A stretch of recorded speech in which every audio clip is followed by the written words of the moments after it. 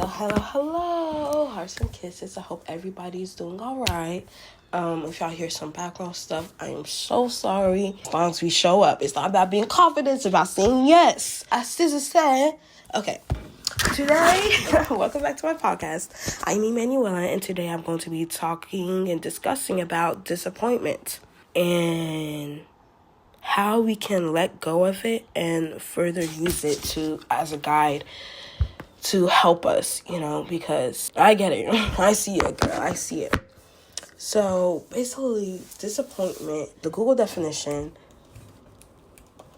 of disappointment is sadness or displeasure caused by the non-fulfillment of one's hopes or expectations. Disappointment, right? Sadness or displeasure caused by non-fulfillment of one's hopes or expectations. And that can be really disheartening, very much disheartening, because it's like, okay, you hoped for something, you had trust within something, and then it didn't turn out the way that you wanted it to, and it's like, damn, I'm not sad no more, I'm not mad, but it's like, I'm just disappointed, because it's like, I thought there's gonna be more, And first off, let's talk about why you gotta feel it and let it go. Without feeling it, it creates a feeling of stagnancy, for sure.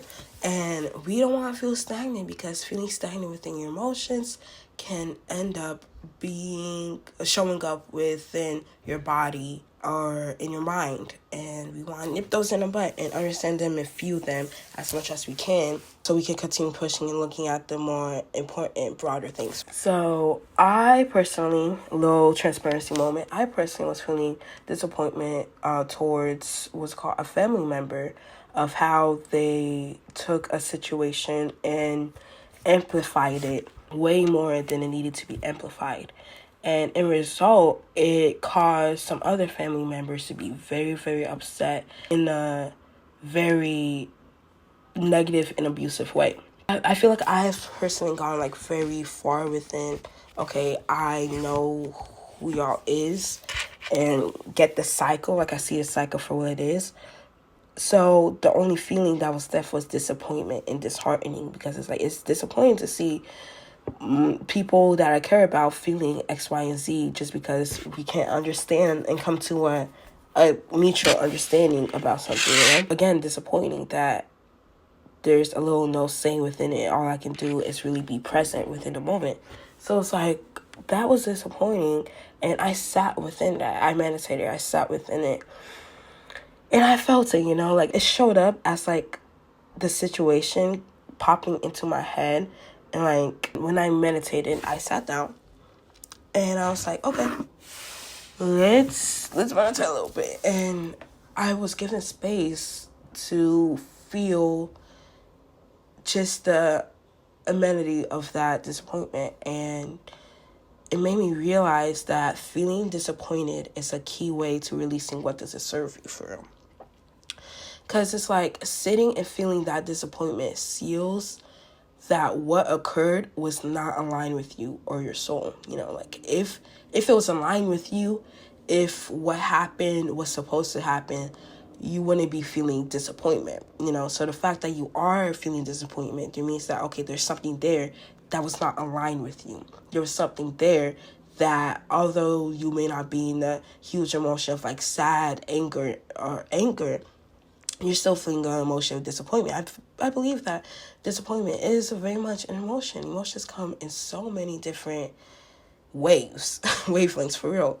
But it really is the go-getter of this, whatever occurred was not aligned with you. And you desire a different, better, and healthier outcome, Because if the outcome didn't turn out how it was, you wouldn't be disappointed, But there's no point thinking about what could have changed, but there's a point in thinking about how would you rather it play out in the future. Peep that. And I went on to saying it helps engaging my feelings of self, It helps engaging, okay, that thing that he did, I did not appreciate because of da-da-da-da.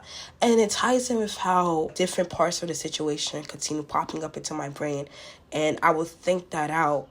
And it was that was for real gauging. It was okay, I looked at how I felt and why I felt that and what they did, etc. Not from a blaming standpoint of view, but of I'm outside. I felt like the eye of the storm for real.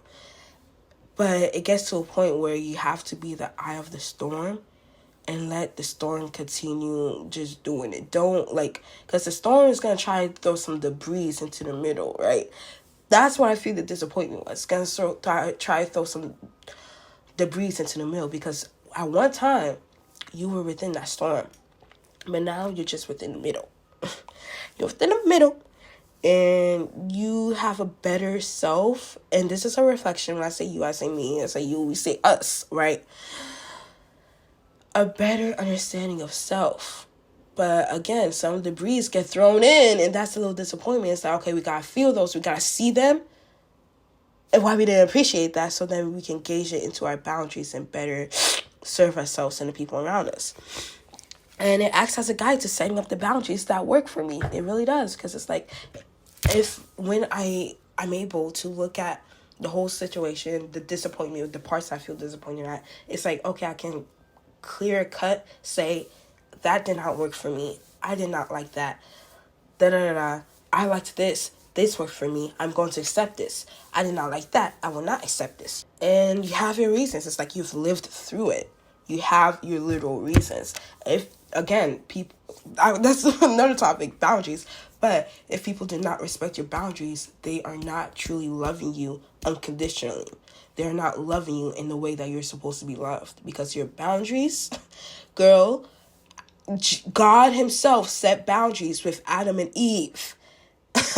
Boundaries are a part of love.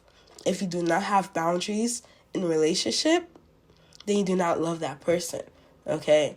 God literally set boundaries with Adam and Eve, and they broke that. And he stood on business to say, get out, right? Right.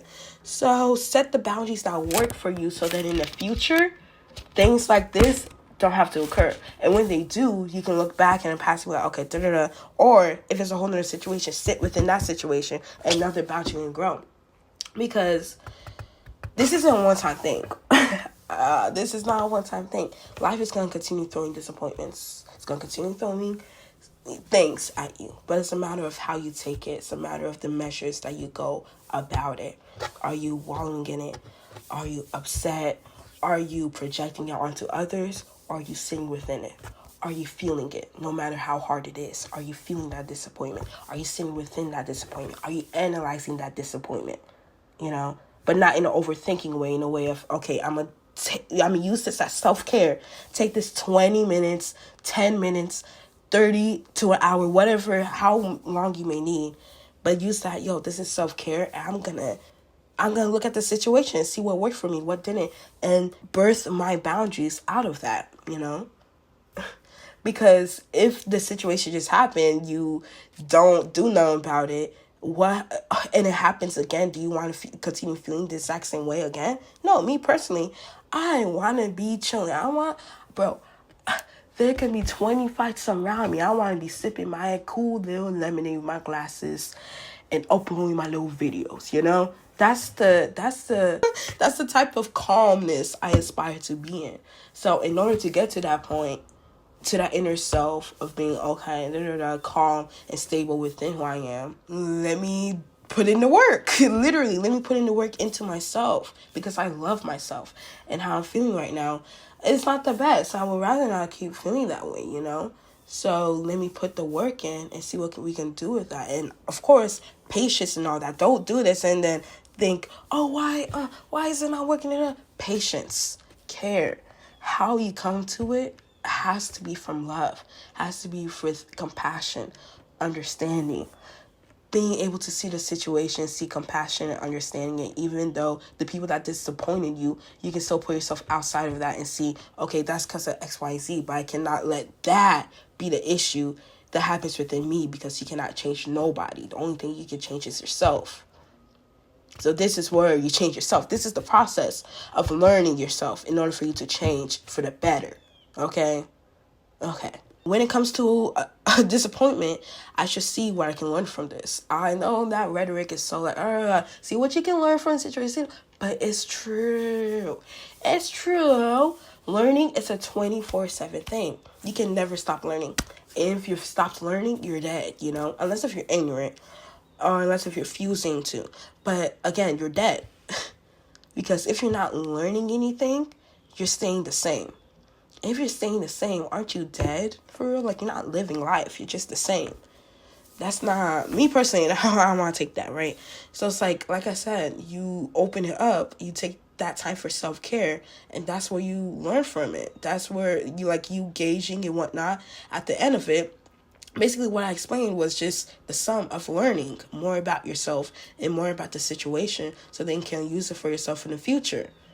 Putting in that work, putting in that discipline, putting in that consistency, showing up for yourself when nobody else can or will. You're feeling the disappointment. You know how deep it runs.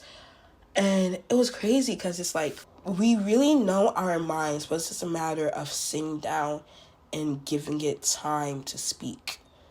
Because the mouth be yapping, but it's like the things that happens within our minds that don't come out from the mouth, just letting it sit and being cautious about it, are divine, will literally help us and guide us to our destinies and what we should do and shouldn't do, for real. Looking at what this situation taught me about myself and others around me, instead of letting it fester. And the reason why we want to do this is because we don't want to let it fester. Just disappointment, and then what happens again? That's another disappointment, and then again another disappointment, and you're refusing to still go within and see where that's coming from. It's gonna potentially become a weapon of anger or sadness against yourself and others, overflowing the cup of hot energy. It's gonna blow up in your face and the people that you care about. Now there's a whole nother issue that could have been solved with self-care, patience, and love.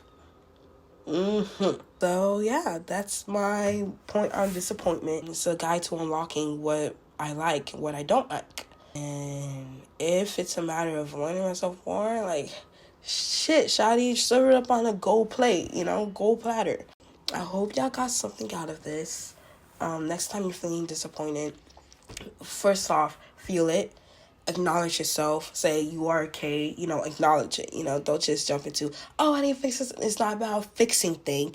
It's about acknowledging and then helping yourself feel better, because you love yourself. You are not broken, babes. You do not need to be fixed. So feel that shit. Your body recognizes it, so your body can let it go. So your body can be like, okay, we're still safe, even though we're feeling X, Y, and Z. It dissipates the anxiety that you might feel. So I really hope that this helped somebody, gave somebody a different perspective. I mean, that's the point of, my whole podcast channel, just to give someone a different perspective or help in any type of way, whether it may be a word or a sentence, right? And I thank you guys so much for listening. Please share. Please respond. I don't know. Hearts and kisses. Bye.